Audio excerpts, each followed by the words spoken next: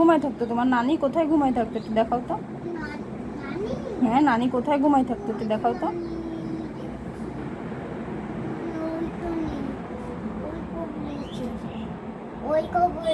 কবরে গেছে? কবরে গেছে নানি? তুমি দোয়া করো আল্লাহর কাছে, আল্লাহর কাছে দোয়া করো নানির জন্য।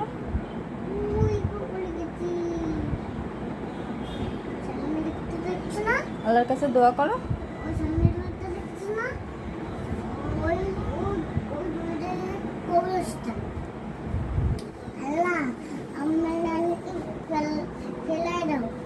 নানিকে ফিরাই দেবে?